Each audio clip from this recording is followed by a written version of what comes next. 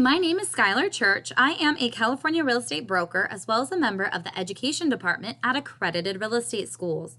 We offer the course requirements to be eligible to take the state exam in California to receive your real estate license, but also different levels of preparation to help you make sure you're prepared to pass that state test.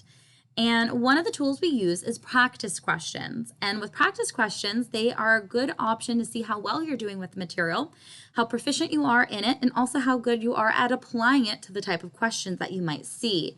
And today we're going to be doing some practice questions, but we're going to be doing them on finance.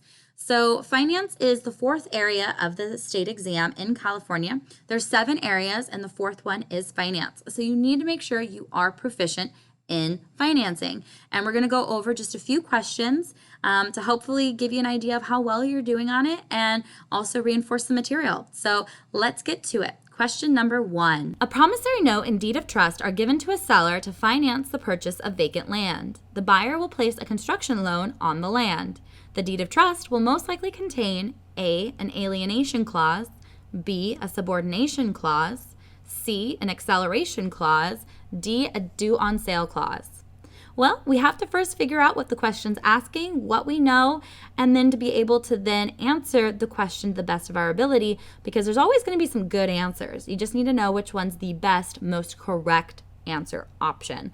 So let's figure it out. A promissory note and deed of trust are given to a seller to finance the purchase of vacant land. Well, this is just a fancy way of saying it is a seller carry. So the seller is going to be the lender in this case. So a buyer is able to purchase vacant land. So there's going to be a promissory note and deed of trust. Remember, the promissory note is just the evidence of the debt. It's the IOU, whereas the deed of trust is the security. So it's the collateral. So the property will actually be the collateral for that loan. And the seller is being the lender. And so the buyer will then purchase the vacant land. The seller will be the lender. So it's a seller carry with that promissory note and deed of trust. The buyer will then add a construction loan on the land. So this construction loan will be the buyer will get after the land has been purchased through a seller carryback loan. And they want to know what the deed of trust will most likely contain. And they're talking about the deed of trust actually with the seller carry loan. So we're actually talking about the one that is the given to the seller to finance the purchase of vacant land. We're talking about that deed of trust. What will that deed of trust most likely contain? Well, we have to think about what we know about deed of trust, what clauses are in those deed of trusts. Well, yes, we do have acceleration clauses, and within that, the alienation due on sale. Those are in deed of trusts. But in this particular question, what are they actually really wanting to know regarding the specifics of this question? So the best answer will be subordination clause, because the subordination clause, as you know, the construction loan is going to want the seller carry loan to have a subordination clause in it, so the construction loan can then take priority of the if they were to foreclose and have to recoup their money, then they would want to be first in right, or in first position, because as you know, the rule first to record is first in right. So on the seller carry loan, that would have been the first one to have been recorded. The construction loan would have been in the latter position. The construction loan does not want that. They want to be able to be in the first position, so they want to be able to switch with the seller carry. To do so, the seller carry deed of trust will most likely have a subordination clause.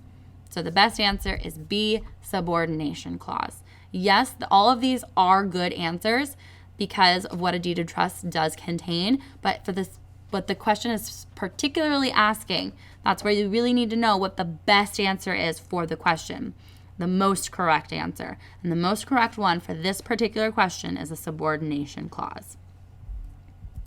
2, the power of sale is given by the A, trustee to trustor, B, trustor to trustee, C, trustor to beneficiary, D, beneficiary to trustee. So what we need to know about on a deed of trust is the power of sale, what that is given for when a deed of trust is used, so that an entity can then foreclose on the property, sell the property if the borrower defaults. So we just need to know what all these parties are called and how they're involved in a deed of trust. So the first party we have is the trustor. Remember, the trustor is the borrower. They're the ones borrowing the money. The beneficiary is the lender. So that is the lender. But then we have something called a trustee. And this is when a deed of trust, really what sets it apart from a mortgage as well, is because of the foreclosure process. The power of sale is given to the trustee. The trustee is just like an independent third party that has the ability to foreclose, sell the property if the borrower were to default. So the trustee has the ability to do so. They have bare naked legal title to be able to sell the property if the borrower defaults. So knowing all of these terms, we then have to know the power of sale is given by the who to who. Well, it's given to the trustee. So we know it's either going to be B or C. But is it given by the lender or the borrower? Remember, so in this particular thing, power of sale, because the bare naked legal title is given to the trustee to be able to sell the property, and so it's given by the borrower, who is also called the trustor. So the best answer is trustor to trustee. The power of sale is given by the trustor to trustee. So you really have to remember the terms to the parties of a deed of trust, and you need to know how a deed of trust works. 3.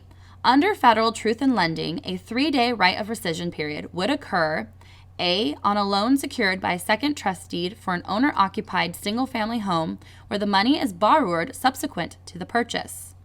B, on the purchase of an owner-occupied single-family home. C, on the purchase of any 1 to 4 unit owner-occupied property. D, all of the above. We're talking about the federal truth in lending and that 3-day right of rescission. Well, when you think of that 3-day right of rescission, you should be thinking of refinances. So if you refinance a property, you have a 3-day right of rescission under the federal truth in lending. So knowing that for a residential property for a refinance, what is the best answer here? Well, it would be A, on a loan secured by a second trust deed for an owner-occupied single-family home where the money is borrowed subsequent to the purchase. Subsequent to the purchase. That is basically saying a refinance. So you need to know, be able to dissect what they're asking here and be able to figure out what they're saying. And so they're talking about refinances on a loan of a second trust deed for an owner-occupied single-family home. So that the 3-day right of rescission period would apply to that.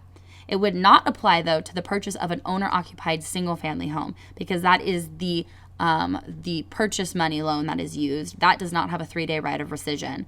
It's not a refinance. C, on the purchase of any 1 to 4 unit owner-occupied property. No, because they're talking about the actual purchase of it. That is incorrect. So what we want to know about is it a refinance, and the best answer option is A. 4. When a person makes a payment on a loan, A, their equity goes down, B, their debt goes up, C, their equity goes up, D, none of the above. So the DRE for this particular question is asking, I should redo that.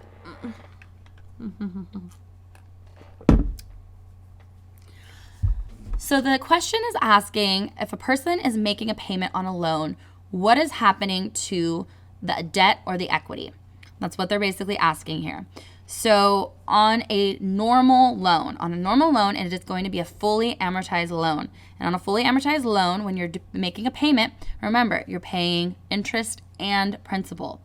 So when you're paying that payment, you're making that payment, you're going to be paying at least some principal. Whether the amount of principal is higher or lower depends on the length of the loan, what time period you're at, so what payment number it is.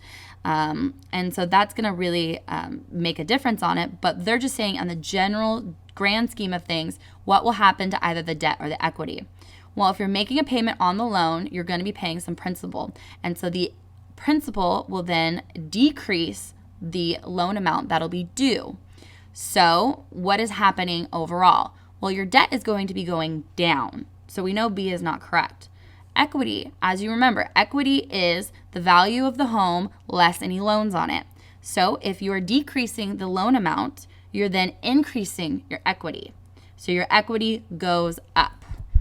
That is the best answer because you are making payments. The loan balance that is due goes down. That will then increase the equity in your home.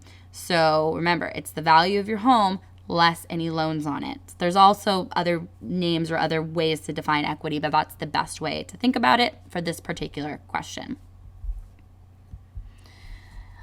On a purchase money deed of trust, the trustor, A, loans the money, B, holds legal title to the property, C, signs the deed of trust, which is then used as security for the loan, D, all of the above.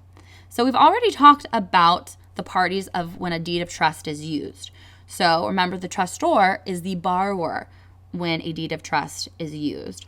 And on a purchase money loan, purchase money is when it's used to purchase a property. So the money is used to purchase a property. It's in the name. That deed of trust. So what does the trustor do on a purchase money deed of trust? Well, let's look at the answer options. A, loan the money? No, the beneficiary is the lender. So that would not be correct. B, holds legal title to the property. No, remember, when we've talked about a deed of trust, the bare naked legal title is given to the trustee. So the trustee is the one that has the ability to foreclose on the property, has the power of sale. So that would not be correct. C, signs the deed of trust, which is then used as security for the loan. Correct, because remember, the trustor is the borrower. They're the ones that is deciding when they're purchasing a property to get a loan, and they're using a deed of trust, which is the collateral, the security for the loan. And remember, the deed of trust goes hand in hand with the promissory note, and that is the IOU, the evidence of the debt. So the best answer is C, signs the deed of trust, which is then used as security for the loan. That is what the trustor would do on a purchase money deed of trust. So I hope this helped you a lot with your licensing journey and went over some key components of finance. Remember, this is the 4th area of the state exam, so you do need to be proficient in it. If you want more questions, make sure to check out our other videos, subscribe and like. And if you have any questions, contact us as we'd be glad to assist you. We offer the courses as well as preparation, so make sure to check out our website below. But I'm Schyler with Accredited. Thanks for watching and good luck with your licensing journey.